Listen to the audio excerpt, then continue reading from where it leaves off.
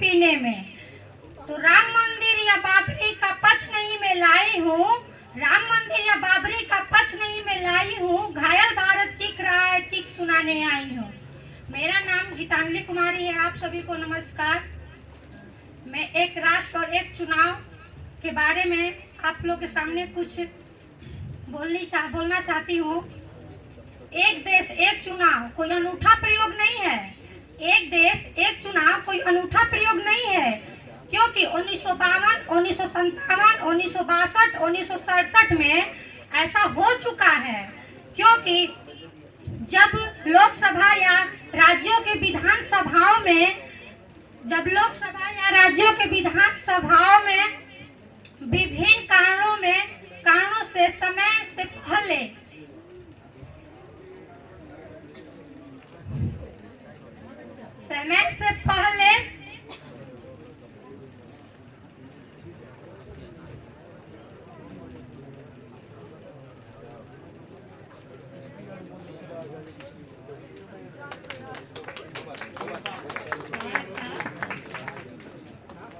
ऊर्जा के साथ आप अपने विचार रखें। इसके बाद मैं राजनंदिनी आमंत्रित करना चाहती हूँ। राजनंदिनी आइए। मैं एसवीपी कॉलेज की छात्रा हूँ। मैं कैमूर जिला की रहने वाली हूँ और यहाँ पे सभी शिक्षकगणों को मेरा सादर प्रणाम और अभिभावकगणों को भी मेरा प्रणाम। हम सभी जानते हैं कि हमारे राष्ट्र में एक राष्ट्र और एक चुनाव की बात को लेकर हम सभी एकत्रित हुए हैं और हम सभी अपना विचार को यहाँ पर व्यक्त करेंगे। हमारे देश में ये नई चीज़ नहीं आ रही है। 1951 से लेकर 1967 तक हमारे देश में ये नियम को पहले लगाया जा चुका था, लेकिन किसी कारणवश ये इसे भंग कर दिया गया। लेकिन अब हमें इसे पुनः अपने प्रयास में यानी इसको वापसी करना है। इसके लिए हम यहाँ पे प्रयास करेंगे और जो हमारे भारत देश में ऐसा नहीं हो रहा है कि हम इस चीज़ को पहली बार इस सिस्टम को लागू कर रहे हैं। इसके अलावा पोलैंड, हंगरी, बेल्जियम, इंडोनेशिया आदि देशों में भी इस चीज़ को लागू किया जा चुका है और हमें इन सभी चीज़ों से सीखना चाहिए, क्योंकि भारत हमारा बहुत बड़ा देश है। यहाँ पे इस तरीके से चुनाव को करना, बार बार प्रकट करना, हमारे हर चीज़ को, स्वास्थ्य को लेकर, शिक्षा को लेकर हर चीज़ में भंगता है, या फिर हमारी आर्थिक दृष्टि से हमारा भारत पहले और भी कमज़ोर है और भी कमज़ोर होता जा रहा है। इस चीज़ को अगर हम सहयोग करेंगे तो इसमें जरूर विकास की आवश्यकता है।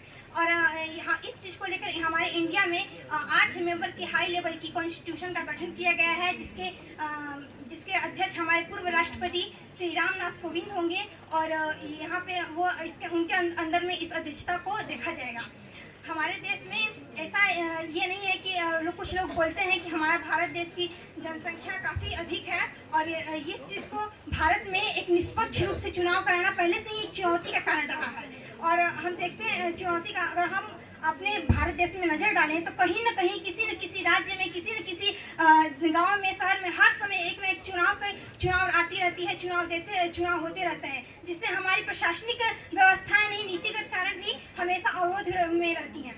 और ये नहीं है कि यहाँ पे हमारे शिक्षा को या फिर पैसों के मामले से भी खर्चीला माना जाता है, लेकिन हमारे यहाँ भारत देश में जो चुनाव होती हैं काफ़ी खर्चीले होती हैं। जो खर्चा हम अपने चुनाव में करते हैं, अगर हम सही रूप से, अगर हमारी सरकार इस पर ध्यान दे तो हमारे इस चुनाव के पैसों को अगर हम शिक्षा में, स्वास्थ्य में अगर अपने भारत देश में लगाएं तो हमारी भारत देश तकनीकी के विकास में और भी ज़्यादा विकासशील रूप से कार्य करेगा। और ये हमारे देश में ये इसमें हमारे देश की टाइम अप कंपटीशन है बाबू, इस तरह से नहीं होगा। टाइम अप, आपका समय पर्याप्त हो चुका है। कोई भी प्रतिभागी यहाँ पर किसी पिघलनी चाहिए कि पीर पर्वत सी पिघलनी चाहिए, इस हिमालय में गंगा निकलनी चाहिए। इस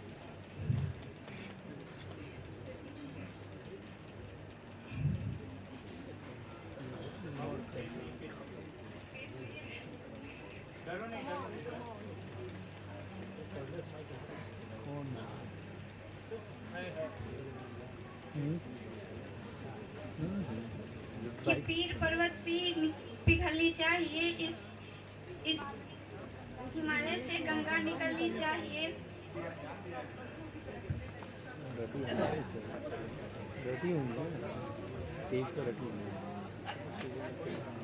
सबसे पहले तो मैं जिन्होंने इतनी खूबसूरत संविधान की रचना की है उनको सादर प्रणाम करना चाहूँगी, डॉक्टर भीमराव अंबेडकर। और हमारे यहाँ अतिथिगण मौजूद हैं, उनको भी आदर प्रणाम करना चाहूँगी। फर्स्ट ऑफ ऑल, ये हमारा जो थीम है वन नेशन और वन इलेक्शन, हम मोदी जी से कहना चाहेंगे कि वन नेशन वन इलेक्शन ज़्यादा हद तक सही है, लेकिन उसमें होना चाहिए ये कि वो तो और लोगों के लिए सही है और लोगों के लिए गलत है, बट हमारे लिए, हम तो युवा है ना, हमारे लिए होना चाहिए कि वन नेशन वन एजुकेशन, क्योंकि शिक्षा ऐसा एक शेरनी का दूध है जो पिएगा वही दहाड़ेगा। बिकॉज ये मोदी जी जो कर रहे हैं बहुत सही है, ज्यादा हद तक सही है, हम मानते हैं, हम उनमें साथ देंगे, लेकिन उनको हमारे भविष्य के लिए भी सोचना चाहिए, क्योंकि हम जब जितना ही शिक्षित होंगे उतना ही आगे बढ़ेंगे, उतना ही हमारा देश विकास करेगा।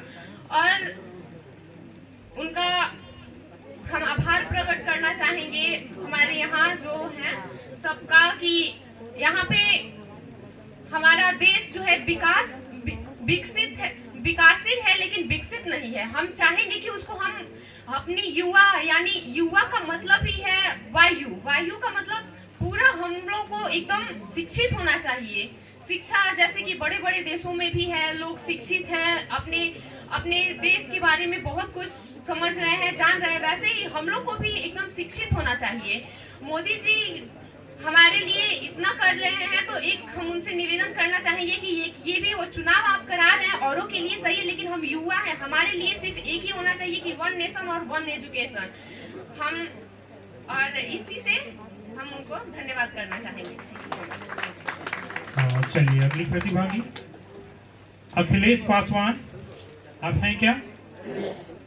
अगर नहीं है तो नीलू कुमारी, नीलू भी नहीं है तो स्वीट, ओके नीलू।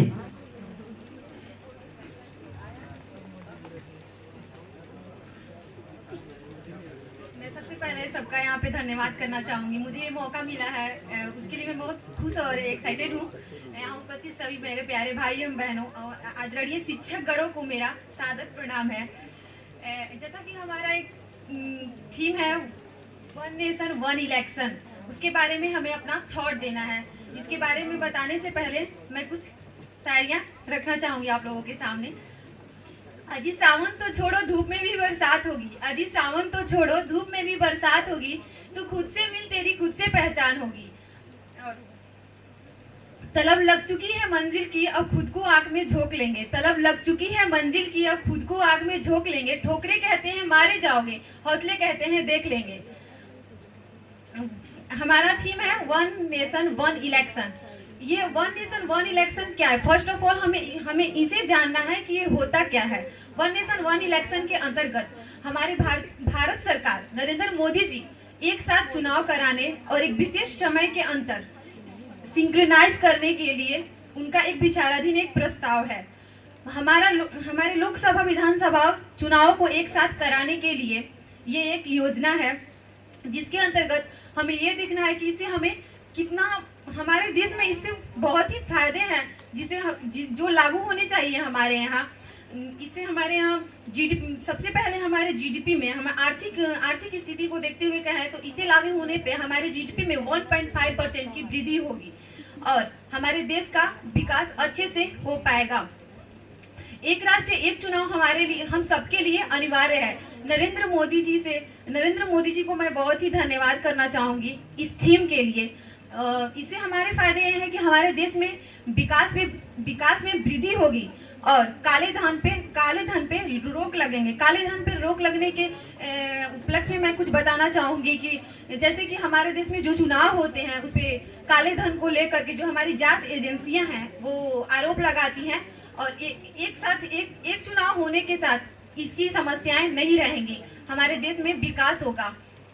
नरेंद्र मोदी जी इस थीम को लाते हुए लाए हैं जिसपे हम लोग को अब कुछ बोलना था तो बोल रही हूँ मैं आप लोगों के सामने।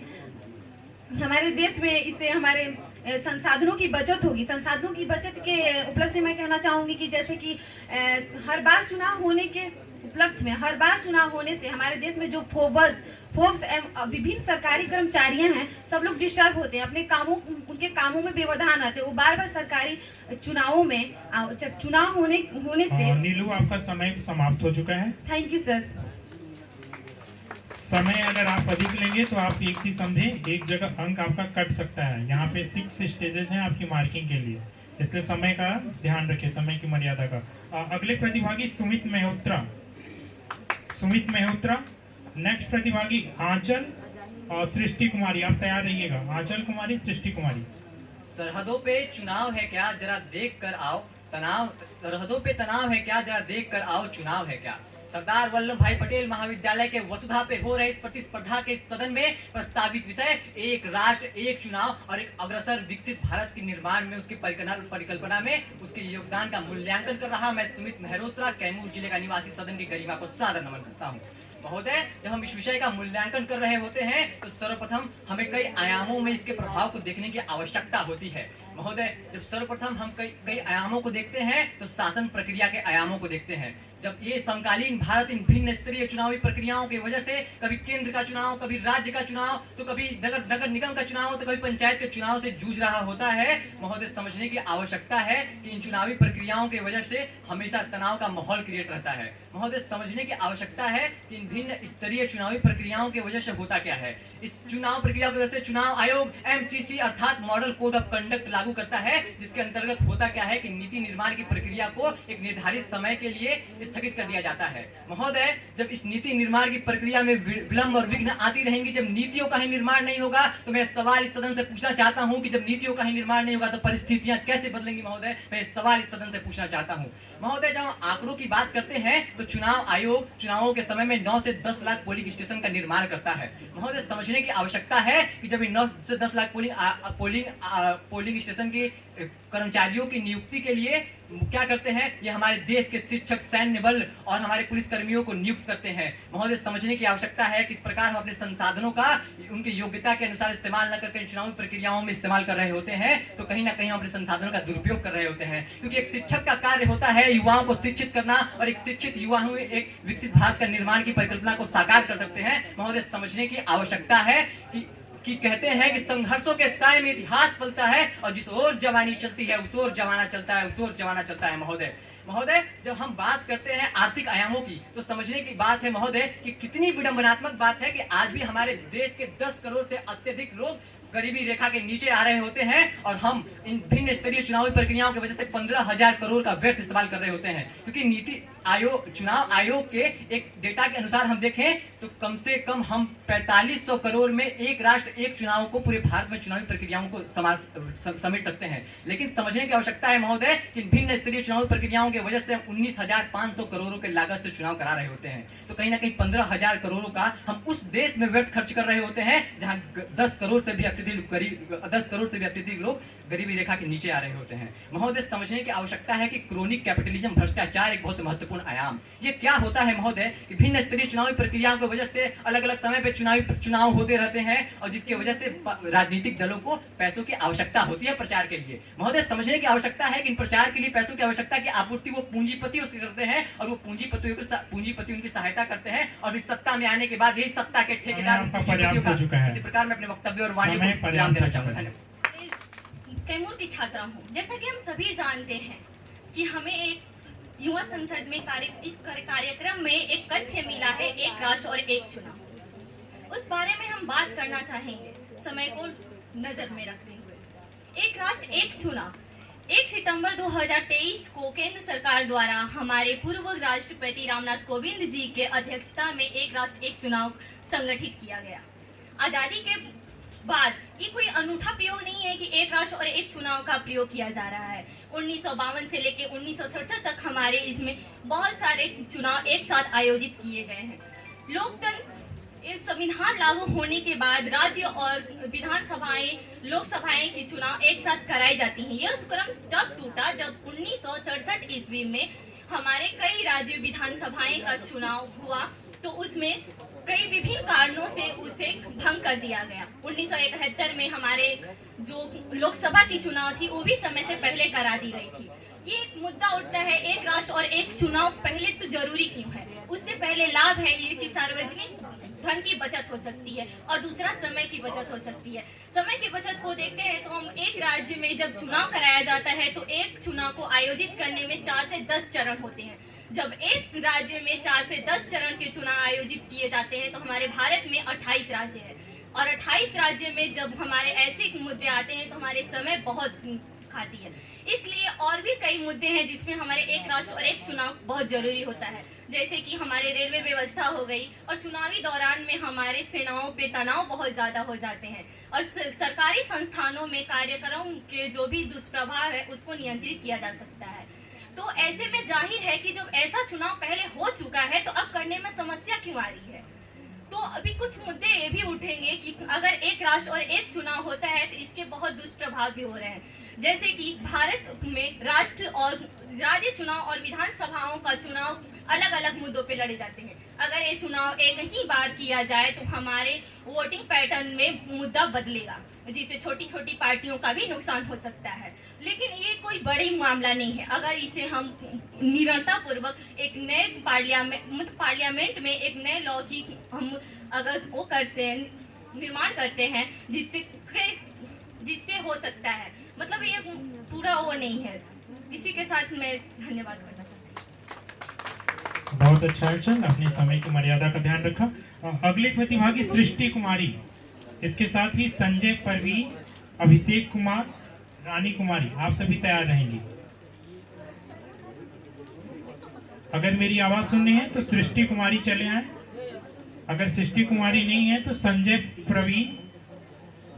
परवीन भी, सॉरी सानिया परवीन, क्या नाम है? हाँ सृष्टि, सीरियल नंबर 37।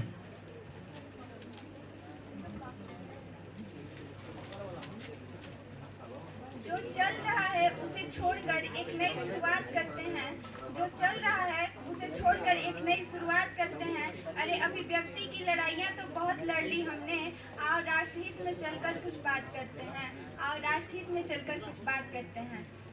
यहाँ उपस्थित आदरणीय अध्यक्ष, सम्मानित शिक्षकगण और निर्णायक मंडल, मैं आप सभी का सादर अभिवादन करती हूँ। एक राष्ट्र एक चुनाव, ये नई धारणा नहीं है बल्कि पहले भी इसे देश में लागू किया जा चुका है। एक राष्ट्र एक चुनाव का मतलब पूरे देश में एक साथ चुनाव होना, जिससे कि समय और धन दोनों का ही बचत हो। और हमारे देश में बार बार चुनाव होने के कारण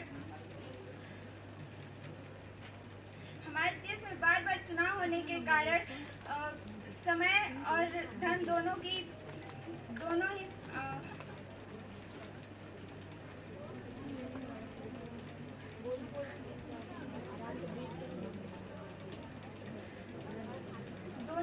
हानि होती है। अगर हम अपने देश में एक राष्ट्र और एक चुनाव को संकल्पना को साकार करें तो इससे हम जो धन और समय का बचत होगा तो अपने देश के विकास के लिए कार्य कर सकेंगे। इससे बचाए गए समय और धन से हम युवा सशक्तिकरण और कृषि व्यवस्था, शिक्षा पर ध्यान दे सकेंगे। हमारे सम्मानीय और महान वैज्ञानिक हमारे देश के एपीजे अब्दुल कलाम का यह सपना था कि हमारा देश एक महासत्ता बन सके, किंतु ये बार बार हो रहे चुनाव के कारण ये सपना आज भी पूरा नहीं हो सका है। तो इसे पूरा करने के लिए हम सभी युवाओं को, हम सभी देशवासियों को ये संकल्प लेना होगा कि हमारे देश में एक राष्ट्र और एक चुनाव पूरी तरह से लागू हो सके। कई प्रतिपक्ष वक्ता का यह कहना है कि अगर एक राष्ट्र और एक चुनाव लागू होगा तो कभी किसी कारणवश लोकसभा या विधानसभा की सरकार भंग हो जाएगी तो देश में चुनाव का कार्यक्रम बाधित हो जाएगा। किंतु उनसे मैं यह कहना चाहती हूँ कि अगर सभी राजनीतिक आपका समय समाप्त होता है अब, चलिए थैंक यू। नेक्स्ट प्रतिभागी शानिया परवीन, अभिषेक कुमार, रानी कुमारी। मेरी आवाज अगर आप सुन रहे हैं तो यहाँ पे मंच पे है रानी कुमारी, नेहा कुमारी, नेहा, निधि कुमारी, नितेश कुमार, नितेश हैं क्या? सॉरी, नीतीश हैं क्या? मनीषा कुमारी, अंजू कुमारी, सौरभ सिंह, श्रुति कुमारी, सुप्रिया कुमारी, सुषमा कुमारी, सुषमा आप हैं क्या? आइए। Serial number 49 Sushma Kumari.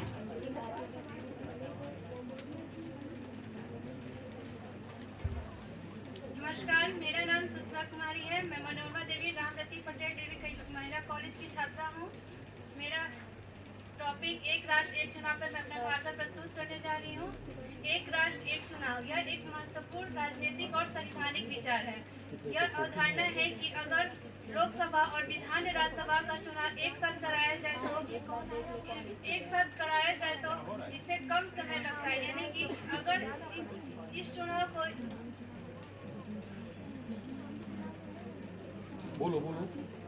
इस चुनाव को अगर एक साथ कराया जाए तो कम समय लगता है और इस तकनीक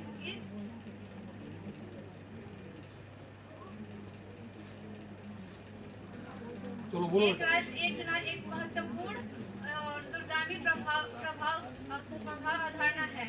इस प्रक्रिया को रोकने के लिए हमें कई संवैधानिक स्तर पे रोक लगाना चाहिए, जैसे कि इससे कई लाभ भी हो सकते हैं, जैसे कि खर्च में कमी और विकास में तेजी और राजनीतिक स्थिरता। हालांकि इसे लागू करने के लिए संविधान में संशोधन करना होगा ताकि प्रशासनिक संविधान में। चलो धन्यवाद। चलो सुषमा, ठीक है। अगले प्रतिभागी शिवा खातून। शिवा आइए। शिवा, सीरियल नंबर 50 शिवा खातून।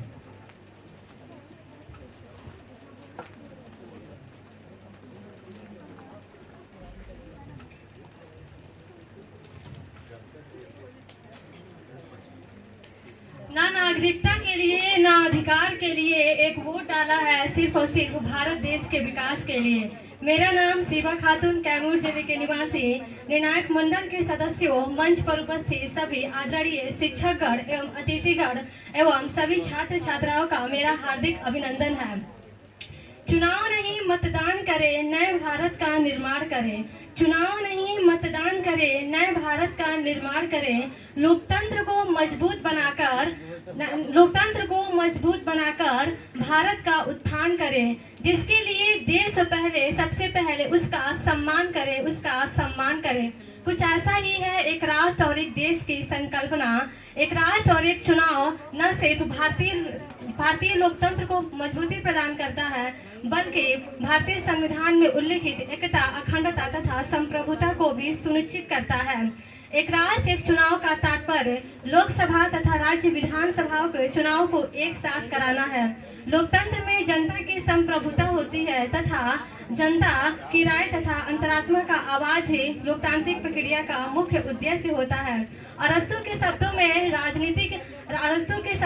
राजनीतिक वही श्रेष्ठ होती है जहाँ पर न्याय होता है, और न्याय वही होती है जहाँ पर सार्वजनिक हित के लिए काम किया जाता है। महोदय, हम इस देश के नागरिक हैं। अगर यातायात प्रक्रिया को सुगम बनाने के लिए एक राष्ट्र एक कर यानी जीएसटी लागू कर सकते हैं, तो फिर एक चुनावी प्रक्रिया को आसान करने के लिए एक राष्ट्र एक चुनाव क्यों नहीं कर सकते? एक राष्ट्र एक चुनाव कई कारणों से महत्वपूर्ण है। चुनाव में होने वाले खर्च को कमी करना, अवसंरचना का विकास, अर्थव्यवस्था का विकास तथा आदर्श आचार संहिता एवं सबसे बड़ी चीज एकता को सुनिश्चित करने के लिए एक राष्ट्र एक चुनाव की आवश्यकता है। यह देश के लिए कितना सही है कितना गलत है, इस पर कभी भी बहस नहीं करना चाहिए, क्योंकि यह कभी भी खत्म होने वाली बहस नहीं है, बल्कि इसकी विशेषताओं को उजागर करना चाहिए। यह सिर्फ भारत में नहीं बल्कि इसके अलावा दक्षिण अफ्रीका, बेल्जियम, जर्मनी तथा अन्य कई देशों में भी लागू है। इसके कुछ सकारात्मक परिणाम के साथ साथ नकारात्मक परिणाम भी है, जैसे संविधान संशोधन अनुच्छेद 172, 83, 85 तथा अनुच्छेद 356 एवं 368 में संशोधन की आवश्यकता होगी एवं राज्यों की स्वायत्ता पर भी बुरा असर पड़ेगा। महोदय, अगर भारत जैसे विशाल देश में निर्बाध एवं निष्पक्ष चुनाव कराने की आवश्यकता है। जय हिंद, जय भारत।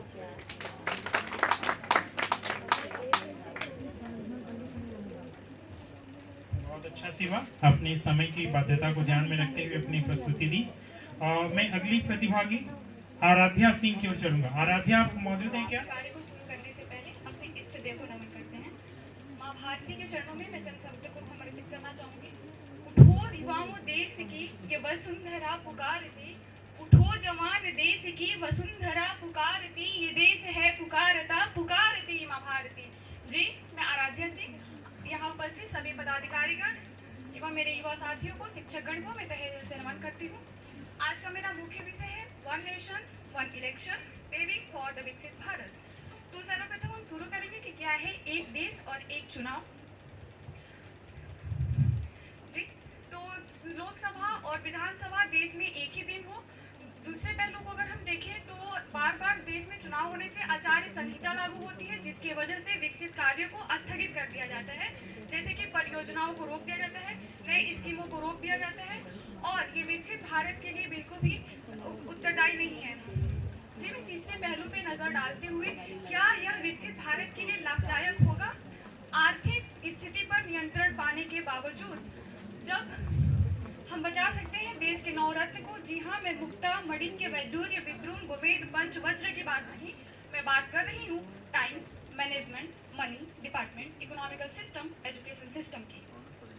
भारी तादाद में हमारे युवा साथी बैठे हुए हैं। ये सियासत, विरासत, ये कुर्सी, ये भ्रष्टाचार तो चुनाव की कहानी है। ये सियासत, विरासत, ये कुर्सी, ये भ्रष्टाचार तो चुनाव की कहानी है। अरे युवाओं, तुम्हारी तो संघर्ष भरी जवानी है। ये कैसी देशभक्ति है जहाँ जोश फीके पड़े हैं। हमें तो विश्व गुरु को, हमें तो विश्व पटल पर विकसित भारत की कहानी लिखनी है। और जो भी इसको विरोध कर रहा है, तो ये विकास के सुझाव पर यूं बंदी से ना लगा, विकास के सुझाव पर यूं बंदी से ना लगा। वतन तेरा भी है इतनी साजिशें ना लगा। ये कंधों से कंधे मिलाकर चलने का समय है, गरीबी रेखा को तोड़ने का समय है, लोगों को जोड़ने का समय है और विश्व गुरु से विकसित भारत बनने का समय है। Dear youth, you are the asset of your country. Thank you. बहुत जरूरी है, तुम्हारी बात कौन करता है? मैं ब्यूटी कुमारी यहाँ उपस्थित शिक्षकगण को यहाँ पे तहे दिल से नमस्कार करती हूँ। विषय वन नेशन वन इलेक्शन। हमारे डॉक्टर एपीजे अब्दुल कलाम ने सपना देखा था कि हमारा भारत आत्मनिर्भर हो, शिक्षा के क्षेत्र में अग्रसर करे और जो यहाँ पे भ्रष्टाचार हो खत्म हो। और यह तभी संभव है जब एक राष्ट्र और एक चुनाव होगा। जो हमारे जो 17 की जो नीति आयोग की सिफारिशों के आधार पर पता लगाया गया है कि जो पिछले 30 साल हैं उसमें एक भी साल ऐसा नहीं गया जहाँ पे चुनाव नहीं हुआ हो। इससे जो पूरी सरकार हो पूरी इलेक्शन मोड में रहती है। बार बार चुनाव कराने से जो आदर्श आचार संहिता लागू हो जाती है, जिससे कोई भी नीति निर्माण नहीं हो पाता है। 2014 की बात करें तो इलेक्शन में लगा पैसा 30,000 करोड़ रुपया था और जो 19 में जो पैसा लगा था, जो लोकसभा में पैसा लगा था वो 10,000 करोड़ और जो विधानसभा में पैसा लगा था वो 50,000 करोड़ लगा था। पूरा मिलाकर 60,000 करोड़ पैसा लगा हुआ था। ऐसे जब हम लोकसभा और विधानसभा का चुनाव एक साथ कराएं तो हमारे जो कई हजार करोड़ पैसे उनकी बचत हो सकती है और जो पैसा बचत होगी उनसे हम शिक्षा, तकनीकी विकास, स्वास्थ्य और जो भी हमारे भारत की विकास है उसमें हम लगा सकते हैं। कहा जाता है कि क्या जीत में क्या हार में किंचित नहीं भयभीत में, क्या हार में क्या जीत में किंचित नहीं भयभीत में, कर्तव्य पथ पे जो भी मिला ये भी सही वो भी सही और हार नहीं मानेंगे। जो एक राष्ट्र जो एक चुनाव है, इससे स्पष्ट होता है कि इससे जो लोकतंत्र होती है वो हमारी मजबूत होती है। लोकतंत्र मजबूत होती है, जो केंद्र और राज्य शक्ति भी मजबूत होती है। इसका पूरे दृश्य है कि जो सरकार है जो तेजी से विकास करेगा। अब्दुल पटेल ने बोला है कि ये भारत कोई भूमि का टुकड़ा नहीं, ये भारत कोई भूमि का टुकड़ा नहीं, एक जीता जागता है राष्ट्र पुरुष है। ये वंदन की धरती, अभिनंदन की धरती, ये वंदन की धरती, अभिनंदन की धरती, और ये तर्पण की भूमि, अर्पण की भूमि, और यहाँ और जो हम भारत के लिए जीते हैं, भारत के लिए मरते हैं, और जो हमारी जो अस्थियां जो गंगा जल में बहती है उनसे कान लगाकर सुना जाए तो बस एक ही शब्द आएगा, मेरा भारत महान था, महान है और महान ही रहेगा। वंदे मातरम, जय हिंद, जय भारत। धन्यवाद। हमारे हार जो हार गया बिन लड़े उस पर है धिक्कार। तू नए भारत का सपना है, तू भारत का सितारा है, तू नए भारत का सपना है, तू भारत का सितारा है। तू उठो उठो युवा, तुम भारत का एक नया युद्ध लड़ने वाले हो। तो सबसे पहले हम इसकी भूमिका के बारे में बताते हैं कि हमारे देश में जो ये चुनाव बार बार होता है उससे हमारी आर्थिक स्थिति बहुत ज़्यादा भंग होती है, और आर्थिक स्थिति भंग होने के कारण हम सभी की अर्थव्यवस्था पर बहुत ज़्यादा प्रभाव पड़ता है, और हम सभी जिस तरफ जाते हैं, विकास के राह में जाते हैं, उसमें बार बार बाधा पड़ जाता है, और हमारे नेताओं को भी इसमें संसाधन के सबसे ज़्यादा चुनावी प्रसार में खर्चा होता है, जिसके कारण जो लोगों का विकास है वो विकास नहीं हो पाता है। और मेन चीज़ जो है कि लोग आपकी अपनी जो आपका समस्या है उसमें कोई ध्यान नहीं देता है, और लोग जो है प्रचार में ये सब में उस समय लोगों को फंसाए रखते हैं। तो सबसे पहले हमें एक राष्ट्र और एक चुनाव के साथ ये भी सोचना होगा कि हमें अपनी समस्याएं विचार को भी एक करना होगा, ताकि हमारे देश में जल्द से जल्द यह नीति लागू हो और हमारा देश काफी ज्यादा विश्व लेवल पे ऊपर जाए। हमारा देश विश्व गुरु था और विश्व गुरु है और रहेगा, तो हम इस राह में अभी आगे बढ़ रहे हैं। जैसे दुनिया के कई देश, अमेरिका जैसे देशों में एक राष्ट्र और एक चुनाव हो रहा है, तो वहाँ पे बहुत ज्यादा विकास है, क्योंकि वहाँ पे इस देश के जैसा वहाँ पे राजनीति नहीं है कि ये वो नहीं करना है। यहाँ पे बहुत ज्यादा राजनीति है, जिससे लोग अपनी मूल समस्याओं को भूलकर राजनीति की तरफ भाग रहे हैं। तो हम सभी युवाओं को ये देखना होगा कि हमारा मत कहाँ जा रहा है। मतलब केवल एक राष्ट्र और एक चुनाव से नहीं होगा, हमारे पास चुनाव का 5 साल में केवल एक अपॉर्चुनिटी रहेगा, तो हमें उस अपॉर्चुनिटी को सही जगह पे सही जगह इस्तेमाल करना है। तो इसके लिए हम सभी को युवाओं को जानना होगा कि हमारे मत का कीमत क्या है, हमारे वोट का कीमत क्या है। लोग के बस केवल एक राष्ट्र एक चुनाव की बात कर रहे हैं, लोग ये नहीं कोई बता रहा है कि आपके वोट की क्या कीमत है। हमारे इतने बड़े देश भारत में सबसे कीमती चीज हमारे पास है, तो वो है हमारा अपना मत। तो हम किस उम्मीदवार को वोट दे रहे हैं, कहाँ वोट खर्च कर रहे हैं, तो हमें इस चीज पर ध्यान देना होगा। तो इसी के साथ मैं अपनी वाणी को विराम देता हूं। धन्यवाद। जय हिंद, जय भारत।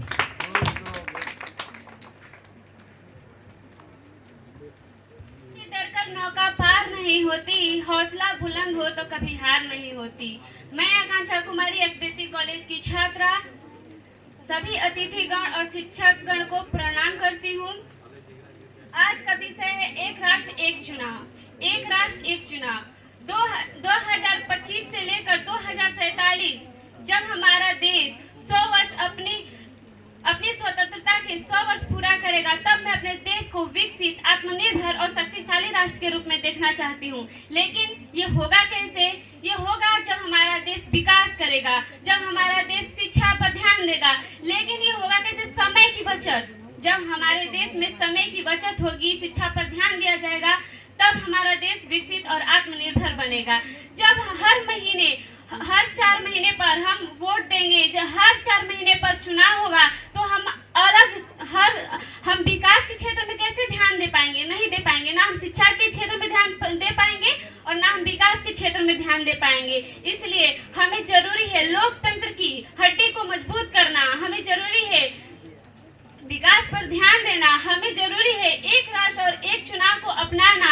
और इसकी नींव हम ही युवा हैं। हमें खुद मजबूत होना होगा, इसके प्रति हमें खुद जागरूक होना होगा, इसके प्रति हमें खुद लड़ना होगा, हमें खुद प्रधानमंत्री नरेंद्र मोदी का साथ देना होगा, उनकी शाखा बनना होगा, उनकी पत्नियां बनना होगा। तभी हम अपने देश को विकसित देख पाएंगे, तभी हम अपने देश को शिक्षित देख पाएंगे, तभी हमारा देश जापान से भी आगे हो पाएगा। नमस्कार। इसी के साथ मैं अपनी वाणी को विराम देती हूँ। प्रिय मित्रों, मैं अपराजिता कुमारी आप सभी को नमस्कार करती हूँ।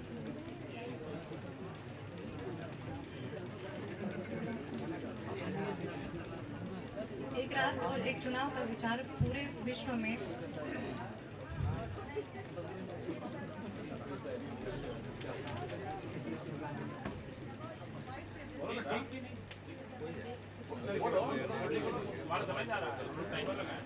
एक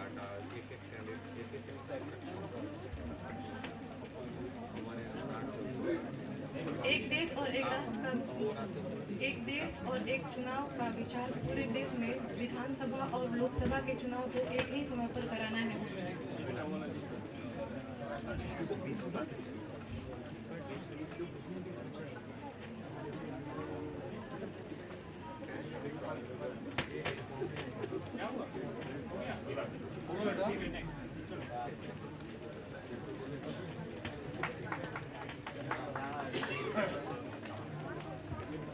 धन्यवाद। एक जरूरी सूचना। सभी शिक्षकगण एवं सभी सम्मानित सदस्यगण को मेरा नमस्कार। मैं प्रियांशु कुमार सरदार वल्लभ भाई पटेल महाविद्यालय कैमूर का छात्र हूं। विषय वन नेशन वन इलेक्शन पर आप सबके समक्ष अपना विचार प्रस्तुत करूंगा। हम सब जानते हैं कि भारत जैसे विशाल राष्ट्र में लोकतांत्रिक कार्यों के निर्वहन हेतु हमें चुनाव के माध्यम से प्रतिनिधि को चुनना होता है, लेकिन इस चुनावी प्रक्रिया को पूरा करने हेतु हमें कई प्रकार से व्यवस्थाएं करनी होती है। इस चुनावी प्रक्रिया को पूरा करने में हमें शिक्षक, कर्मचारी तथा अन्य पुलिस बल फोर्स को भी नियुक्त करना होता है, जिसमें अत्यधिक समय तथा अत्यधिक राशि की लागत होती है। लेकिन हम वन नेशन वन इलेक्शन चुनाव प्रणाली को अपनाकर इसे कम समय में ही खत्म कर सकते हैं। और इस चुनाव प्रणाली को अगर हमारे देश में लागू किया जाता है तो इससे आम लोगों को भी फायदा होगी। वो केवल एक ही बार वोटिंग बूथ पर जाएंगे और लोकसभा तथा राज्यों के विधानसभा के चुनाव हेतु अपना मतदान कर पाएंगे। हालांकि ये कोई नई प्रक्रिया नहीं है। ये साल 1951 से 1967 में भी इसी प्रकार से चुनावी प्रक्रिया को पूर्ण किया जाता था, लेकिन कुछ कारणवश यह स्थगित हो गई थी। कई अन्य देश भी इसी प्रक्रिया को अपनाकर चुनाव व्यवस्था को संपन्न करती है, जिनमें अमेरिका, रूस, फ्रांस तथा अन्य देश भी शामिल हैं। अतः मैं यही कहना चाहूँगा कि हमारे देश को भी वन नेशन वन इलेक्शन चुनावी प्रक्रिया को अपनाना चाहिए, जिससे देश का विकास हो सके और समय का भी बचत हो। धन्यवाद। I would like to call next participant is Chandra. नमस्कार, मैं चंद्र प्रकाश भगवा कैमूर का छात्र हूँ। तो वन नेशन वन इलेक्शन क्या है? तो इससे पहले हम हाल ही के कुछ चुनावी आंकड़ों को नजर डालते हैं तो हम पाते हैं कि अभी फिलहाल में 2024 का चुनाव खत्म हुआ था और उसके अगले 3 महीने में कश्मीर और हरियाणा का चुनाव खत्म हुआ। उसके अगले 3 महीने में चुनाव हुआ था महाराष्ट्र का और झारखंड का, और अब उसके हाल ही में खत्म होते होते अभी दिल्ली का चुनाव खत्म हुआ और अभी 2025 के अंत तक बिहार का चुनाव होगा और 2026 के अंत में होगा केरल और तमिलनाडु का चुनाव और 27 के शुरू में होगा उत्तर प्रदेश, गोवा और पंजाब का चुनाव। तो हम ये पाते हैं कि बीते 6 महीने में हर बार कहीं ना कहीं कोई चुनाव हो ही रहा है। तो ये तो हमारे फिलहाल के आंकड़े हो गए। अगर हम पिछले कुछ बीते वर्षों के आंकड़े पे नजर डालते हैं तो 1997 में एक ही साल में 2 बार सरकारों का गठन किया गया और 2 बार सरकारें गिरी। तो इसका प्रभाव ये पड़ा कि 1980 में जो चाइना का foreign exchange reserve 2.5 billion dollar था और इंडिया का था 7.8 बिलियन डॉलर, वो 1987 आते आते एक सब बराबर हो गई और 1989 आते आते वो इंडिया से कहीं आगे चली गई। तो इसका कारण यह हुआ कि 1967 में जो हमारा वन नेशन वन इलेक्शन को बाधित किया गया था, तो इसके बाद एक अव्यवस्थित तथा एक गठबंधन वाली सरकार का गठन किया गया, जिसकी वजह से तो कोई कठोर निर्णय नहीं लिया गया। ये तो बात आती है हमारे पीछे बीते हुए कुछ बातों की। तो अभी हम वन नेशन और वन इलेक्शन के डायमेंशन को देखें तो इसमें लगभग 4 टेक्निकल पॉइंट पे बात आती है।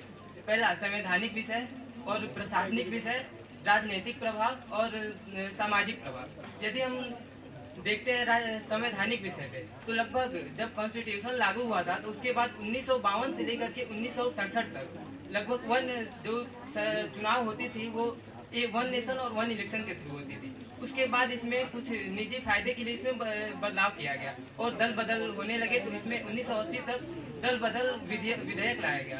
तो इसमें हम देखते हैं कि अगर सरकार वन नेशन वन इलेक्शन होते हैं तो अभी हम अमेरिका के अगर एग्जाम्पल के तौर पे अमेरिका में लेते हैं तो अमेरिका की जो सरकारी गठन होती है वो प्रत्येक 4 वर्ष के नवंबर के दूसरे मंगलवार को उसकी चुनाव होते हैं और उसके बाद वो जनवरी के एक पार्टिकुलर डेट पे वो अपना कार्यभार संभालते हैं। तो ये होती अगर ये व्यवस्था इंडिया में लागू होती है तो जितने भी संवैधानिक रूप से लोग जुड़े हुए हैं उनको कार्य करने का एक अच्छा अवसर मिल पाएगा और उन्हें पूर्ण रूप से समय मिलेगा। और हम चुनाव को कराने में हमें जो पारा मिलिट्री फोर्सेस आती हैं उनको भी और जो केंद्रीय सरकारी कर्मचारी हैं उनकी भी ड्यूटी लगती है। अगर एक बार चुनाव होगा तो वो भी अपना कार्य एक अच्छे से कर पाएंगे और उन्हें इधर उधर बाधित होने की आवश्यकता नहीं होगी। तो इसके साथ हम देखते हैं कि अगर एक बार चुनाव होगा तो मतलब कई लोग होते हैं कि अपने निजी स्थान को छोड़कर दूसरे जगह पे रहते हैं। अगर एक साथ चुनाव होगा तो एक बार आएंगे यहाँ पर और अपना चुनाव एक बार एक ही साथ दे करके वो चले जाएंगे। और सरकार उनके लिए भी ये कर सकती है कि वो 2-3 दिन की एक छुट्टी भी कर सकती है ताकि वो आए और अपना समय भी व्यतीत करें और चुनाव दे और चले जाएं। तो अगर ये वन नेशन वन इलेक्शन अभी कोई नया नहीं है, क्योंकि 1967 के बाद 1983 में एक जो रिपोर्ट आया था हमारे चुनाव कमेटी के द्वारा, उसमें भी इसके बारे में इसको लागू करने के लिए बात किया गया था। और 1989 में लगभग राजीव गांधी जी के सरकार में भी लॉ कमीशन के द्वारा भी इसे फिर से पारित करने का उपाय लाया गया था, लेकिन फिर इसका बाद 2015 में किया गया और अभी फिलहाल में इसको रामनाथ कोविंद जी की अध्यक्षता में 2 सितंबर 2023 में इसको फिर से लागू करने का प्रयास किया गया। तो हम युवा ये करते हैं कि हमें मिल करके वन नेशन वन इलेक्शन को बढ़ावा देकर अपने राष्ट्र के प्रति अपना कर्तव्य का पालन करना होगा। धन्यवाद।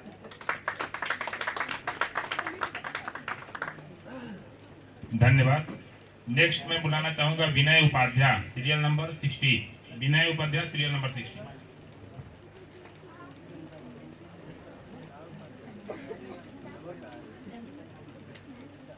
मैं सभी पार्टिसिपेंट्स से एक बार फिर से रिपीट करना चाहूँगा, आपके फॉर्म में जो इन्वेलप मिला है उसमें 3 डॉक्यूमेंट हैं। तो अगर आपका वो डॉक्यूमेंट फिलअप आप कर दिए हैं तो आगे आकर के दे दें, क्योंकि उसी के बिहाफ पे आपका सर्टिफिकेट तैयार होगा।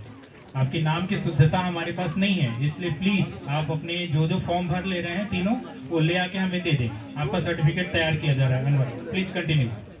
नमस्कार, मेरा नाम विनय उपाध्याय है। मैं भभुआ कैमूर बिहार से हूँ और यहाँ पर सभी लोग वन नेशन वन इलेक्शन के बारे में बात कर रहे हैं। यहाँ पर हमारे सभी बंधुओं ने उसके लाभ और हानि के बारे में बताया है, लेकिन क्या आप लोगों ने सोचा है कि ये भारत एक इतना बड़ा राष्ट्र है, क्या इसको एक बार में लागू करना मुमकिन है? अगर आप बात करते हैं तो जर्मनी, पोलैंड, ये सब छोटे छोटे देश हैं जो हमारे भारत के छोटे छोटे राज्य के बराबर हैं। तो हमारे अनुसार इस वन नेशन वन इलेक्शन को एक चरणबद्ध तरीके से करना चाहिए, जो हमारे इस मैनिफेस्टो को बहुत ही मजबूत बनाएगा।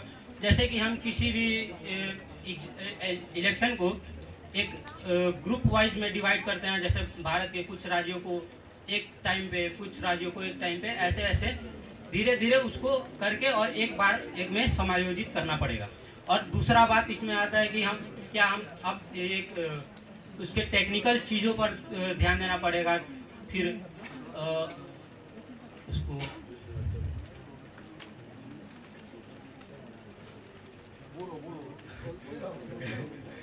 तो और हमारे संविधान में थोड़ा सा इसमें लिखा हुआ है कि जैसे आर्टिकल 85 और आर्टिकल 85 में राष्ट्रपति और आर्टिकल 135 में राष्ट्रपति अपने अपने शासन के कार्य, अपने राज्य और सरकार के कार्यकाल को एक्सटेंड और कम में कर सकता है। तो इसको करने में आसानी होगा।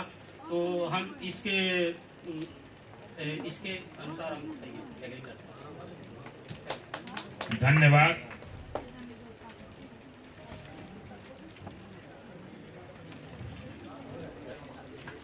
Next Sandeep Kumar, serial number 61। Prince Kumar serial number 62। Shivam Maurya,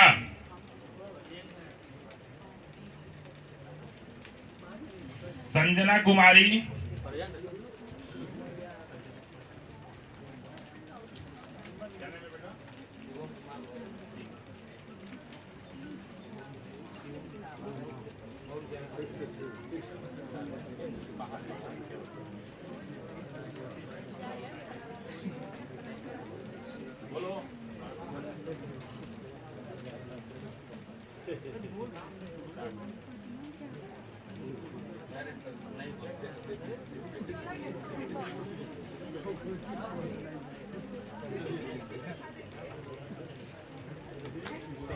देखिए आपको बोलना जरूरी है, बोलिएगा, ठीक रहेगा, कोई दिक्कत नहीं है बेटा।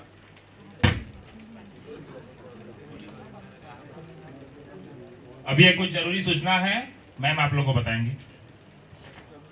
आप सभी ध्यान से सुन लें, अभी आपकी अटेंडेंस नहीं हुई है। सब बच्चे जितने भी पार्टिसिपेंट्स आपके हैं आज अटेंडेंस करके जाएंगे और आपके फोल्डर में 3 शीट आपको दी गई है, ठीक है, देख लीजिए।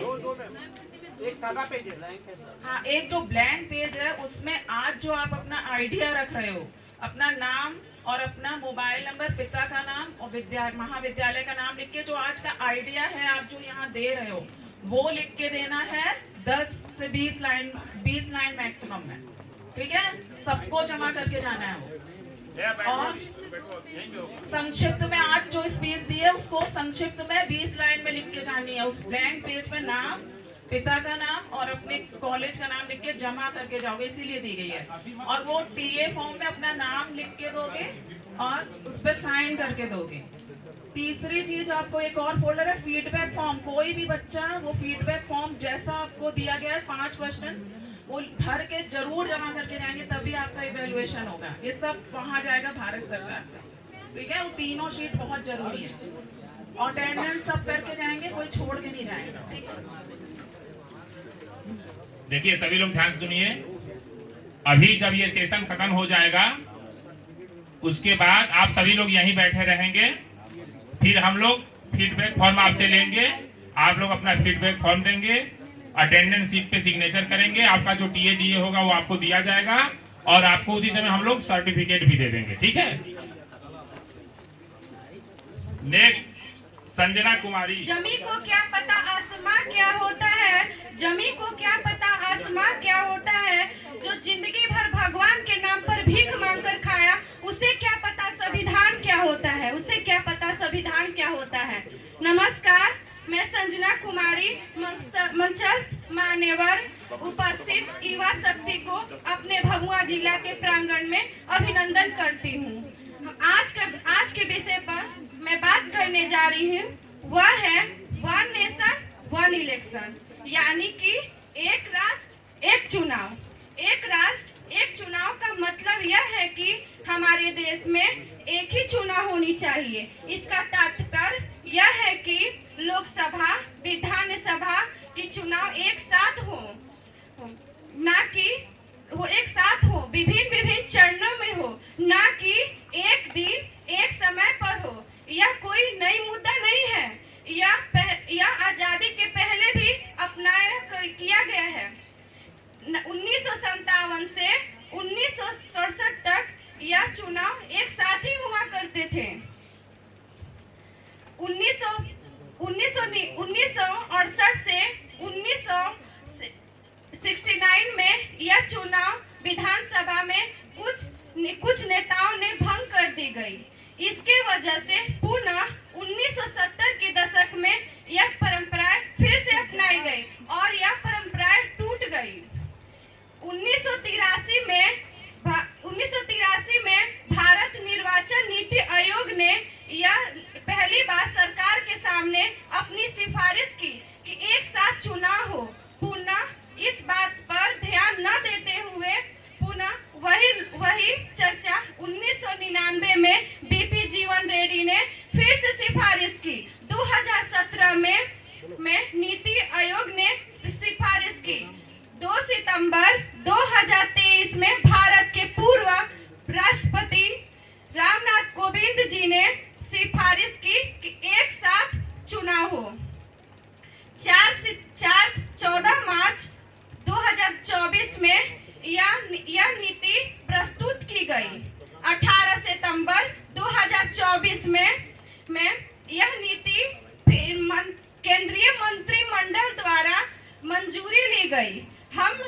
एक नजर डाल पाते हैं तो हमारे देश में बार बार चुनाव होने के कारण हमारे आर्थिक प्रशासन विभाग सरकारी कर्मचारियों पर भी बहुत ही बोझ पड़ता है।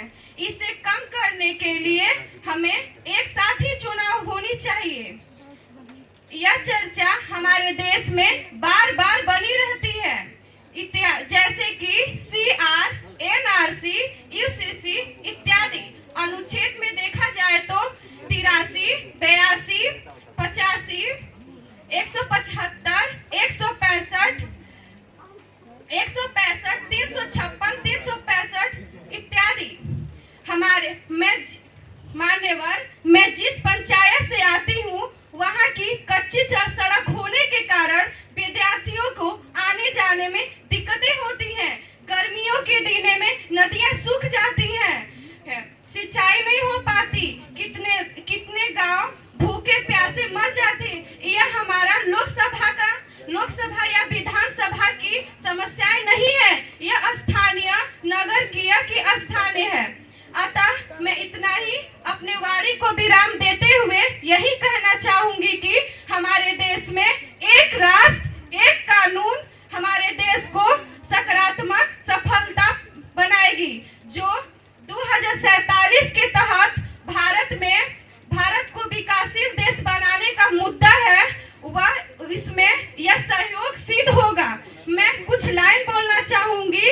हम उस देश के नागरिक हैं जहां छत्रपति शिवाजी सम्राट अशोक जैसा राजा था। मैं उस देश की नागरिक हूं जहां हर 50 मील पर अपना रूप, पहनावा, मजहब बदला जाता था। मैं उस देश की नागरिक हूं जहां डाल डाल पे सोने की चिड़िया को पाया जाता था। मैं उस देश की नागरिक हूं जहां सबसे पहले अपने भूगोल को ना देखते हुए ब्रह्मांड के भूगोल को समझा जाता था। जय हिंद, जय मां भारती। धन्यवाद। प्रिय गुरुजनों का मेरा सादर प्रणाम। मैं आप लोगों के सामने एक राष्ट्र और एक चुनाव, यह एक ऐसा मुद्दा बन गया है जिसमें सारे लोग को अपना मत रखना है। एक राष्ट्र और एक चुनाव, इससे हमारे देश को बहुत सारे फायदे हैं। अगर एक ही समय में राज्यसभा, लोकसभा और विधानसभा का चुनाव होता है तो समय की तो बचत होती ही है और आर्थिक धन की भी बचत होती है। जो आर्थिक बचत होती है उसको हम किसी और क्षेत्र में लगा सकते हैं और सारे चुनाव विद्यालय और महाविद्यालयों में संपन्न कराए जाते हैं, जिससे पठन पाठन प्रभावित होता है। तो एक साथ ही सारे चुनाव करा के हम पठन पाठन को प्रभावित होने से बचा सकते हैं।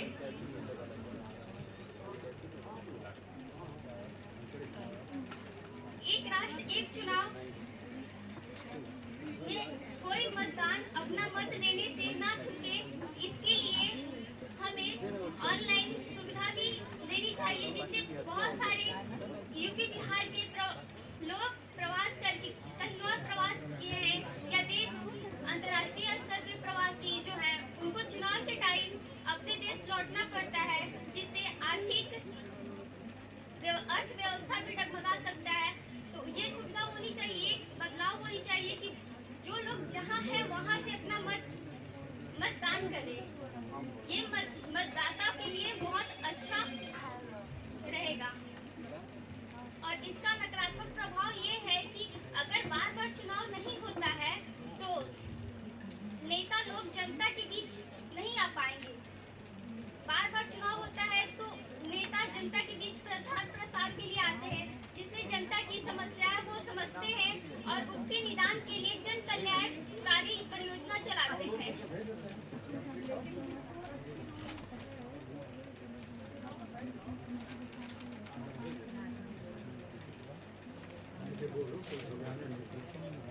चलो ठीक बोल रही हो, ठीक बोल रही हो।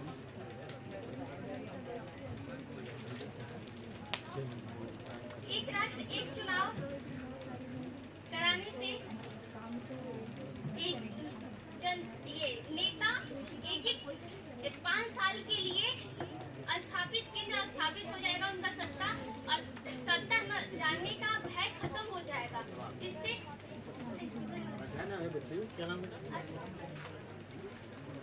धन्यवाद।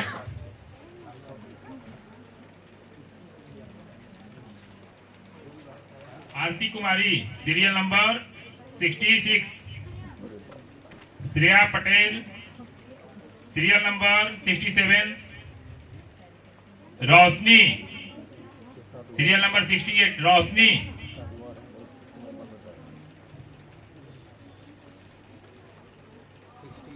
68, रोशनी।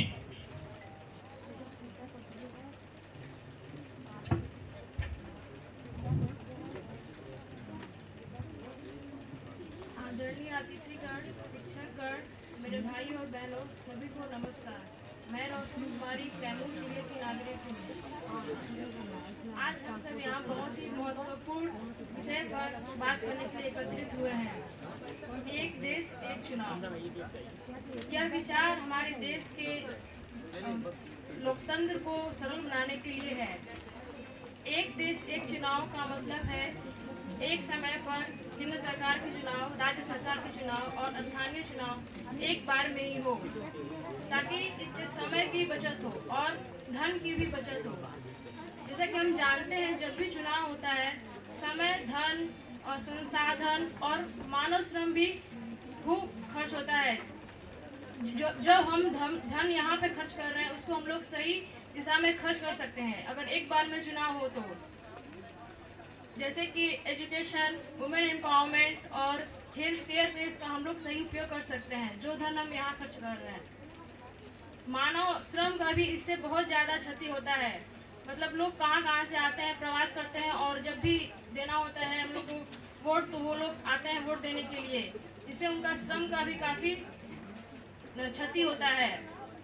तो और जब भी चुनाव होता है तो मानव पर एक दबाव होता है, हर तरफ एक दबाव का माहौल होता है और कड़वाहट होती है। मतलब हर जगह मतलब बस चुनाव, और जब भी चुनाव होता है तो हमारे जितने भी शिक्षक, सैनिक और प्रशासन, चुनाव आयोग, सबका ध्यान इस तरफ ही हो जाता है, जिससे वो अपने मुख्य कार्य के ऊपर ध्यान नहीं दे पाते हैं। और जब शिक्षक उनका मुख्य कार्य है पढ़ाना, और अगर वहाँ नहीं ध्यान देंगे और उनका सारा ड्यूटी जो भी होता है सब चुनाव की तरफ ही लगा दिया जाता है, जब वो अपने मुख्य कार्य नहीं कर पाएंगे तो देश के युवा कैसे आगे बढ़ेंगे। At last I would say कि ये जो हम पहले जो हुआ है एक राष्ट्र एक चुनाव भी बहुत ही अच्छा है। अगर ये हो जाता है तो हमारे युवा को एक नई दिशा मिलेगी। That's all, thank you. धन्यवाद। नेक्स्ट स्नेहा।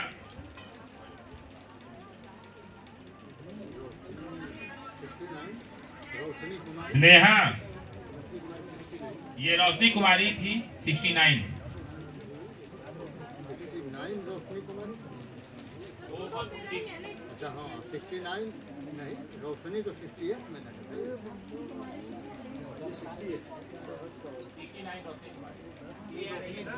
ये जो बच्ची बोली है रोशनी कुमारी 69। और जो रोशनी एक वो एब्सेंट है, हाँ उसको, वो एब्सेंट है 68। हाँ उसको छोड़ दीजिए। कंफर्म होइए पहले। हाँ बिल्कुल कंफर्म है 69 रोशनी कुमारी। अभी जो बोली 69 थी। हाँ 69 रोशनी कुमारी। अभी नेक्स्ट वक्ता के रूप में सीरियल नंबर 70 स्नेहा खड़ी है। सीरियल नंबर 70 स्नेहा खड़ी है। Yes Sneha, start. यहाँ उपस्थित आदरणीय और माननीय को मेरा नमस्कार। मेरा नाम स्नेहा है, मैं कैमूर बिहार से हूँ और मैं आज के विषय एक राष्ट्र एक चुनाव पर बोलना चाहती हूँ कि भारत एक लोकतांत्रिक देश है और भारत के लोकतांत्रिक ढांचे को आकार देने में चुनाव की एक अहम भूमिका रही है, जिसके द्वारा नागरिक अपने शासन के सक्रिय रूप को सक्षम रूप से जान सकते हैं। और स्वतंत्रता के बाद से आज तक भारत में 400 बार से अधिक चुनावों को निर्वाचित किया गया है, जो कि निष्पक्षता रूप से पारदर्शिता है। और इसके साथ ही अलग अलग और बार बार चुनाव करवाने के कारण भारत में एक नई अवधारणा ने जन्म लिया है, जिसका नाम एक राष्ट्र और एक चुनाव रखा गया है, जिसके अंतर्गत राज्यसभा, विधानसभा और लोकसभा के चुनावों को एक ही दिन आयोजित किया जाता है और उन सभी क्षेत्र निर्वाचित क्षेत्रों को एक ही दिन मतदानों को मत देना पड़ता है। और इसके अंतर्गत हमारे देश के पूर्व राष्ट्रपति रामनाथ कोविंद जी ने एक उच्च स्तरीय समिति का गठन 2023 में किया था। उस समिति ने 2024 में अपनी रिपोर्ट को जारी किया था और कहा था कि राज्य विधानसभा और लोकसभा के चुनावों को एक ही दिन आयोजित किया जाए। इसके समर्थन में मैं कहना चाहती हूँ कि इसे एक ही दिन आयोजित करने की वजह से लोगों के समय और उसके आर्थिक रूप से जो खर्चे होते हैं उसमें कटौती आएगी। और इसके समर्थन में कुछ प्रतिक्रियाओं को भी प्रदर्शित किया गया था, जिसके रूप में जनसंख्या का भी प्रदर्शित किया गया था। जनसंख्या के आधार पर जब प्रदर्शित किया गया तो वहाँ के लोगों ने 21,500 लोगों ने जब अपने विचारों को प्रस्तुत किया तो वहाँ के 80% लोगों ने अपने इस विचार में सहमति जताई, जबकि 20% लोगों ने इसमें विरोध किया। उसके साथ ही राजनीतिक दलों ने भी अपने विचारों को प्रस्तुत किया, जिसके अंतर्गत 75% राजनीतिक दलों ने इसमें अपने समर्थन को, विचारों को, इसके अप्रोच, इसमें अपना समर्थन देते हुए कहा कि यह एक राष्ट्र और एक चुनाव बहुत ही ठीक है, परंतु 15% लोगों ने इसका विरोध किया। और इसके समर्थन में आर्थिक रूप से अगर देखा जाए तो हमारे आर्थिक खर्चों में भी कटौती आएगी। और उसके साथ ही हमारे जो युवा के चुनाव देने की वजह से जो दिनचर्या के जो कार्यक्रम होते हैं उनमें भी जो दुविधा होती है उसमें कमी आएगी। धन्यवाद। नेक्स्ट। जैसा कि आज का टॉपिक है एक राष्ट्र और एक चुनाव।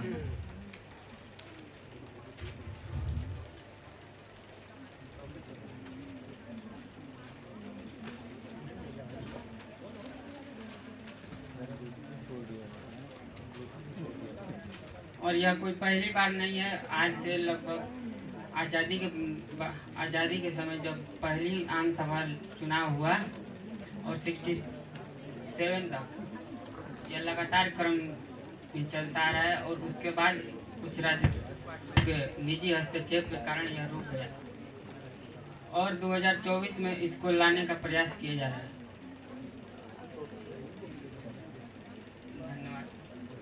धन्यवाद। Next 75 serial number. हमारा टॉपिक है एक राष्ट्र एक चुनाव। आज हमारे देश में लोकसभा के चुनाव, राज्यसभा के चुनाव, पंचायती, नगर पालिका, नगर निगम के चुनाव होते रहते हैं, जिसमें हम और आप भाग लेते हैं। इन सभी चुनावों में एक व्यक्ति का संभवतः समय तो खर्च होता ही है, देश का संसाधन भी खर्च होता है। जैसे अगर लोकसभा का चुनाव कराना है तो इसमें इलेक्शन कमीशन को इलेक्टोरल रोल्स बनाने के लिए ईवीएम रखवाएगा, चुनाव प्रचार की तैयारियां करता है। फिर विधानसभा के चुनाव आता है तो फिर यही सब प्रैक्टिस करना पड़ता है। इसी तरह पंचायत का चुनाव आता है तो फिर करना पड़ता है। इन सब को ध्यान में रखते हुए सरकार ने एक बिल पेश किया है जिसमें इन सभी को एक साथ कराया जाए। इसमें दो विषय वस्तु है। पहला है लोकसभा और विधानसभा का चुनाव एक साथ कराया जाए तथा दूसरा है 100 दिन के अंदर पंचायत चुनाव कराया जाए। इसमें बहुत फायदा है, जैसे जो संसाधन बार बार काम करने में उपयोग होता है वो एक बार में ही काम हो जाएगा। इससे शिक्षक और जो सैन्य बल है जो बार बार यहाँ वहाँ फंसे रहते हैं उनको समय मिलेगा अतिरिक्त। तथा इसमें कठिनाइयाँ भी है, जैसे संविधान में कई नियम है जो राज्यसभा और केंद्र सभा को 5 साल के लिए कार्यकाल का मौका देते हैं। इसमें यह कठिनाई है कि अगर संविधान का संशोधन नहीं होगा तो जो मान लीजिए बीच में कोई सभा भंग होती है तो फिर जो जब चुनाव होगा तो अगले 5 साल के लिए बनेगा सरकार, जिससे फिर एक राष्ट्र एक चुनाव का जो बिल है वो अच्छा से नहीं हो पाएगा। इसलिए इसमें संशोधन करना है कि मान लीजिए अगर बीच में कभी कोई सरकार भंग होती है तो अगली सरकार जो आएगी तो बचे जो कार्यकाल है उसी के लिए वो सरकार में रहेगी तथा जब नया कार्यकाल आएगा तो सभी चुनाव एक साथ होंगे। इसके लिए संसद में सभी की सहभागिता जरूरी है ताकि बिल पास हो सके, क्योंकि संसद में 50% से ज़्यादा वोटिंग होगा तभी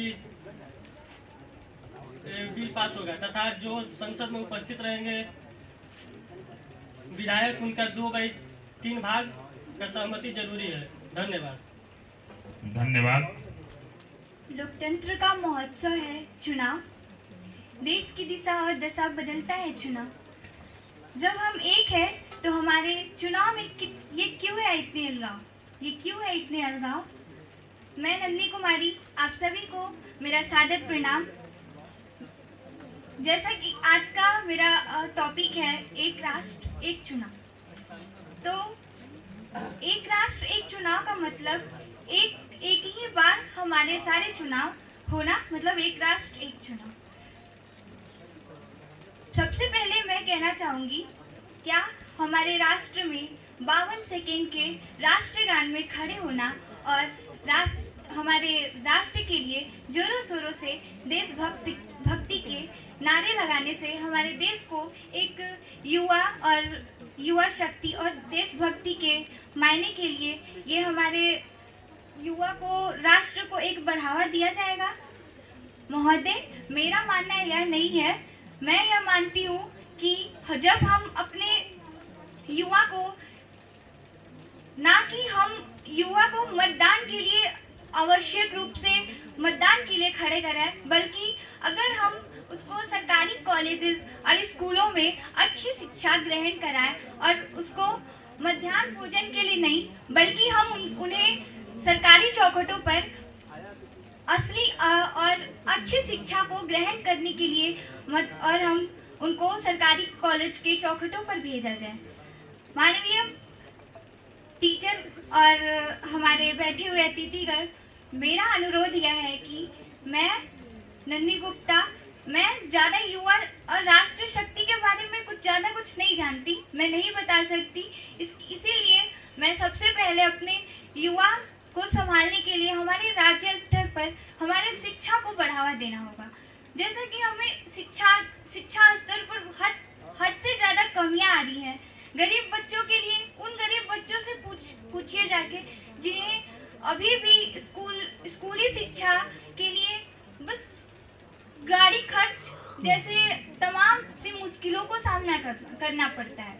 जैसे अभी भी हमारे देश में कई ऐसे बच्चे हैं, बल्कि राष्ट्रगान के लिए हम तो खड़े हैं, बट तिरंगा लेकर, क्या वो बच्चे जो अभी भी तिरंगा लेकर 2-3 दिन अपने हाथ में धूप की छांव में नंगे पांव फिरौतियों की गुहार लगाता फिरता है, क्या उन बच्चों का क्या जो हमारे समाज में अभी भी शिक्षा से विपरीत हैं। हम सभी आज यहाँ मौजूद हैं, लेकिन क्या उन बच्चों के लिए हम कुछ करना चाहेंगे।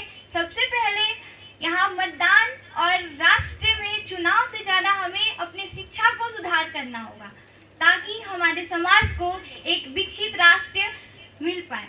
इसी के तहत मैं नंदी गुप्ता आप सबको प्रणाम करती हूँ और जो भी गलती हुई इसके लिए क्षमा चाहती हूँ। Thank you. धन्यवाद। धन्यवाद सुमेश शशि सर ने जैसा बताया कि यह विषय राजनीति विज्ञान का है, लेकिन इसमें हम लोग हस्तक्षेप नहीं कर सकते हैं क्योंकि यह पूरी तरह से कार्यक्रम बच्चों का है। तो यह कार्यक्रम की अंतिम बेला है जिसमें धन्यवाद ज्ञापन करने की जिम्मेदारी हमें दी गई है। तो सर्वप्रथम मैं धन्यवाद ज्ञापन के क्रम में इस कार्यक्रम की संयोजिका डॉक्टर अन्नपूर्णा गुप्ता, NSS कार्यक्रम पदाधिकारी सरदार वल्लभ भाई पटेल मैडम को धन्यवाद देता हूं, जिन्होंने इस चुनौती को स्वीकार किया और इसको काफ़ी हद तक सफल बनाया गया है और यह कार्यक्रम कल भी होगा। इसके बाद मैं नेहरू युवा केंद्र के नोडल पदाधिकारी सुशील करोलिया जी को धन्यवाद ज्ञापन करना चाहूँगा, जिन्होंने इस कार्यक्रम को बनाने के लिए पूरी तरह से अपनी भूमिका तय की और इस कार्यक्रम को यहाँ तक लाए। इसके बाद अगली कड़ी में मैं धन्यवाद ज्ञापन करूँगा महाविद्यालय के प्राचार्य महोदय का, जिनके सौजन्य से यह कार्यक्रम इस तरह से सफल हो रहा है। इसके बाद धन्यवाद की अगली कड़ी में जो यहाँ पे नहीं है, जिला शिक्षा पदाधिकारी जो आए थे, आप लोग को धन्यवाद, आप लोग को उत्साहवर्धन किए और सर को धन्यवाद। जो आए। इसके बाद मैं पूरी निर्णायक मंडल के सदस्यों को धन्यवाद ज्ञापन करना चाहता हूँ या कर रहा हूँ, जिन्होंने अपना बेशकीमती समय निकाल करके आज यहाँ पे इस निर्णायक मंडल की भूमिका में आए। इसके बाद यहाँ पे उपस्थित या अपने यहाँ आने के बाद अपने विभाग में जो चले गए हैं, तो सभी विभागों के विभागाध्यक्ष एवं उनके सहायक प्रचारक को मैं धन्यवाद ज्ञापन दूंगा, जिन्होंने अपना समय निकालकर इस कार्यक्रम में अपनी उपस्थिति दर्ज कराई।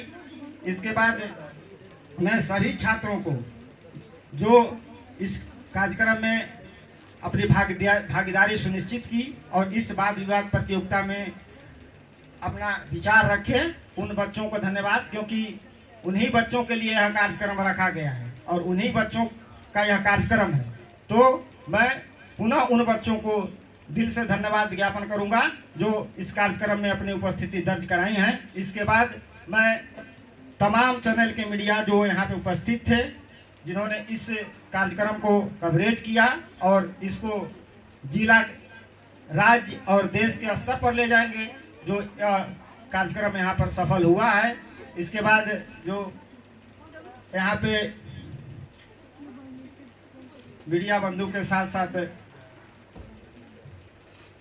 और भी जो लोग हैं जो अपने जाने अनजाने या जो उपस्थित होकर के इस कार्यक्रम को सफल बनाया, उन सभी का धन्यवाद।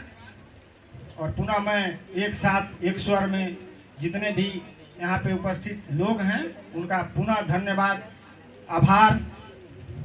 इसी के साथ मैं अपनी वाणी को विराम देता हूँ।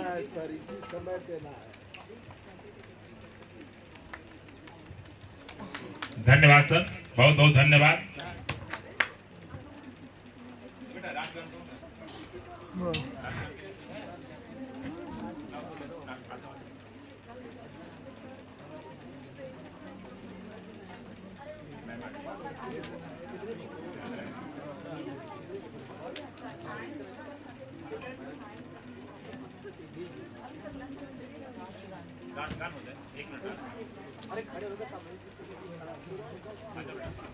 अब हम लोग राष्ट्रगान के लिए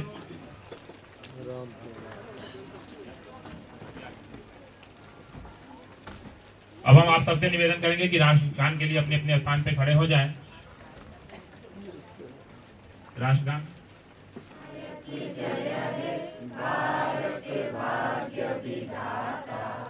पंजाब सिंध गुजरात मराठा द्राविड़ उत्कल बंगा विंध्य हिमाचल यमुना गंगा उच्चल जलधि तरंगा।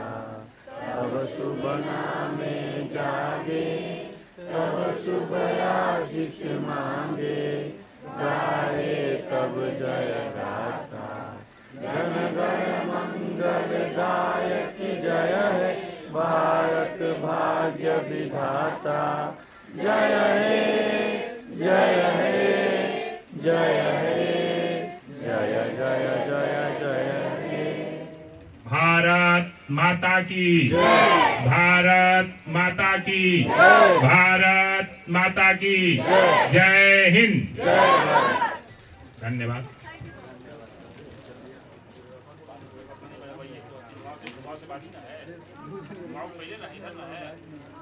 कहाँ है?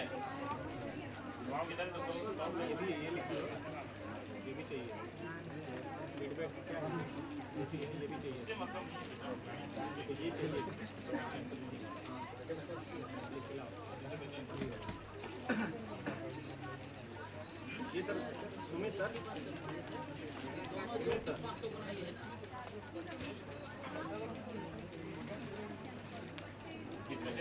ये सभी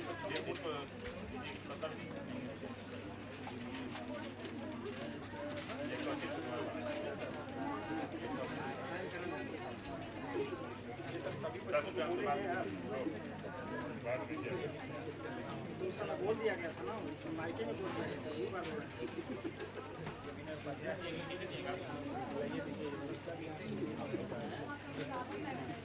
ये नहीं दिए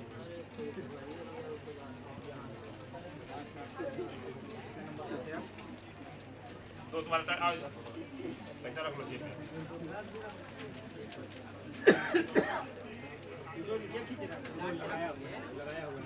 और सुनो, एक जरूरी सूचना और।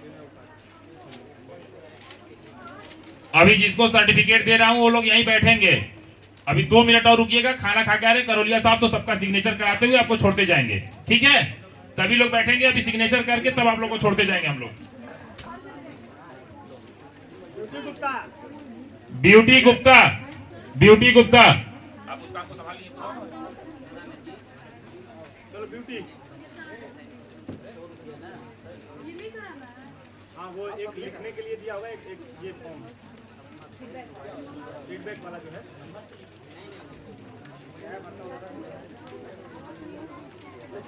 आप सर सीरियल से बुला लीजिए, सीरियल है ना, आप माइक ले लीजिए।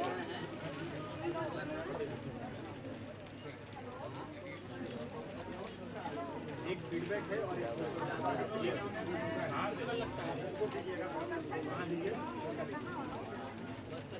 कहाँ से है?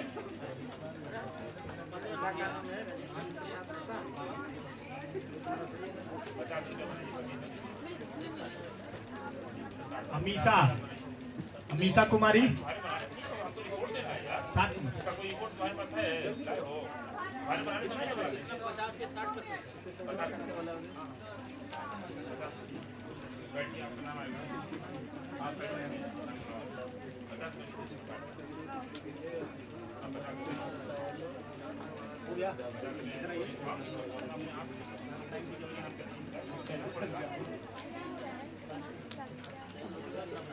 ये साइन करेंगे तब जाना, जाना बस ना।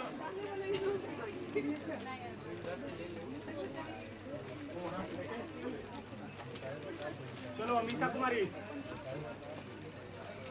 अमीषा कुमारी तो लिख रही है। रेखा, अनुज अग्रवाल ये है, बोलाइए निकलिए। रेखा का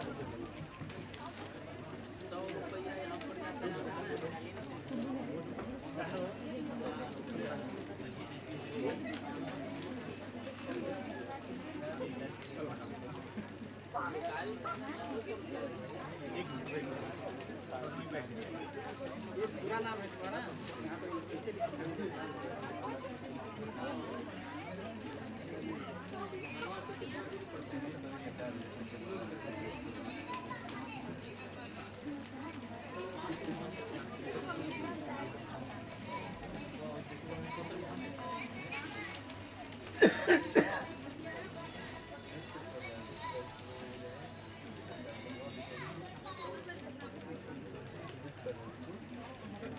घर है उसका? कहाँ बताइए? मोहनिया से करीब 7-8 किलोमीटर।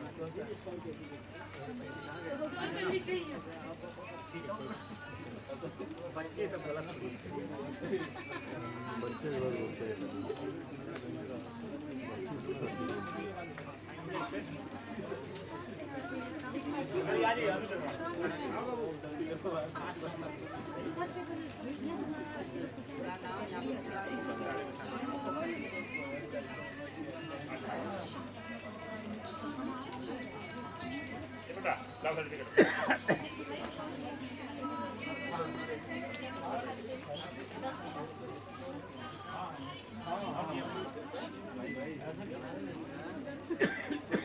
ओके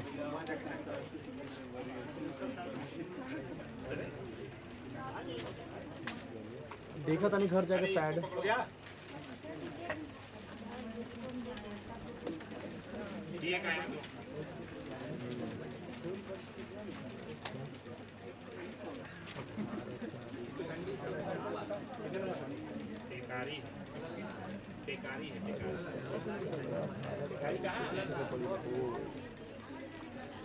कोई खाली करो 4 बजे तो ड्रोन से वीडियो बनवा देने के ड्रोन खरीदने ना पड़ते क्या है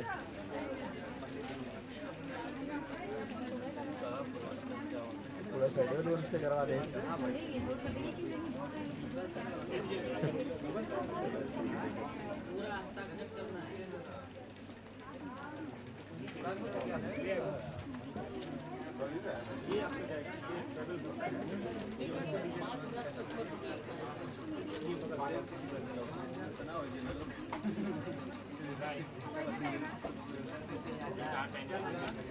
तुषार सिंह, तुषार सिंह,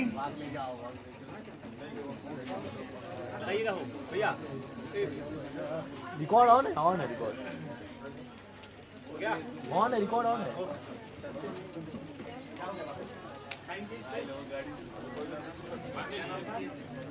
लड़की हट जाएगी।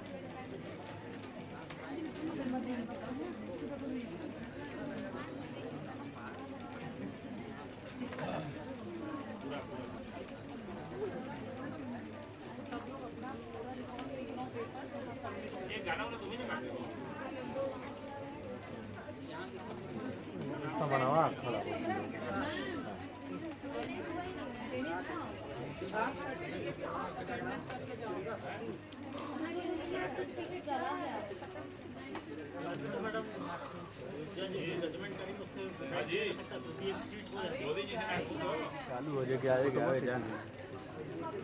जल्दी करो लोग यार, हमको जाए क्या। दुर्गा कुमारी, दुर्गा कुमारी,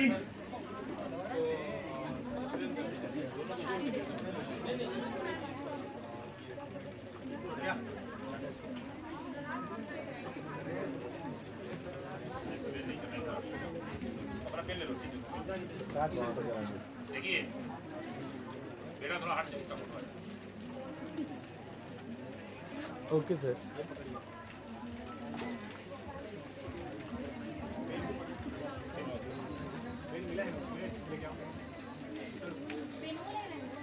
नहीं, अपना पेन लेके आओ।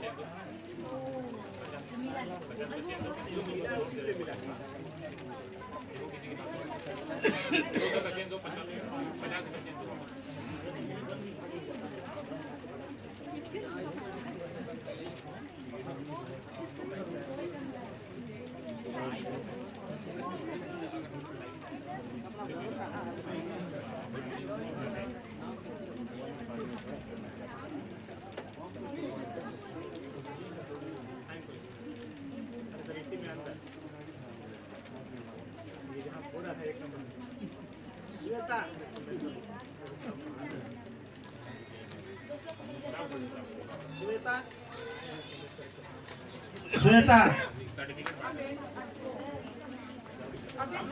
अभी मत दो, अभी अटेंडेंस नहीं दी इन लोगों ने। अरे वो सिग्नेचर हो रहा है, अटेंडेंस हो रहा है। आप मत परेशान कीजिए, जब हमको जिम्मेवारी दे दी तो निश्चित रहिए। जब आप सुनिए मत, किसी का कंफ्यूज मत होइए। आपको एक अटेंडेंस का साइन देंगे, एक पैसा का साइन देंगे और जो है फिर देंगे सब।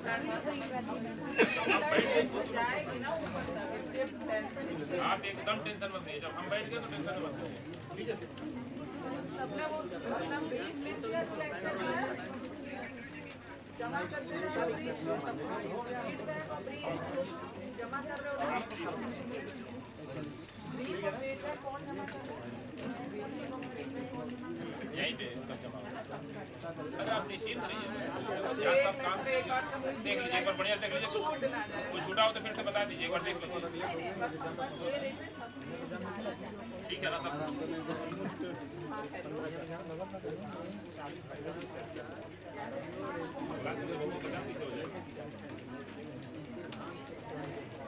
अरे यार जा सब लिया तो कुछ दिलवा दीजिए, बुला दीजिए। ये बेटा आगे वाले चेयर छोड़ दो, तुम लोग तो वहीं से खड़े हो,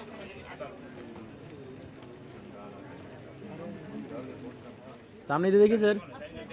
सर लुक द कैमरा, इधर देखिए इधर।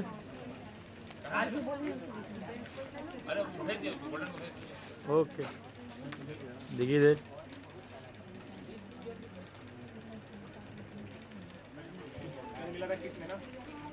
Wait sir, okay wait sir, इधर sir, look at the camera.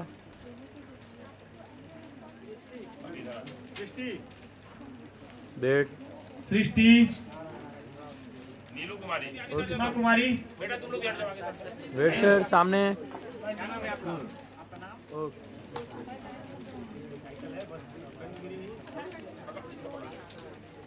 देखिए सर इधर।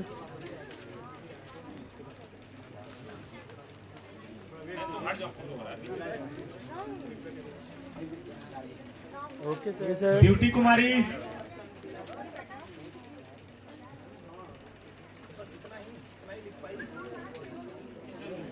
देखिए सर। रिंकी कुमारी, हाँ wait wait wait.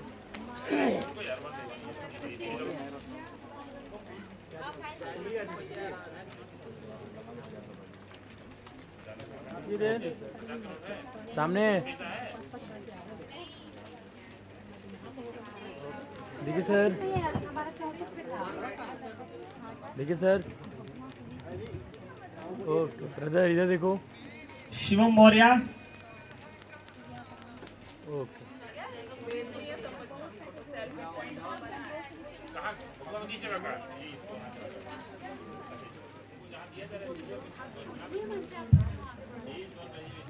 Shreya Patel है, स्नेहा है,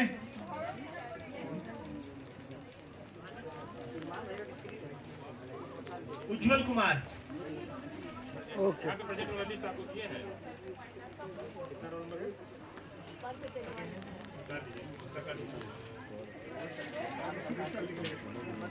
अपराजिता, संजना कुमारी।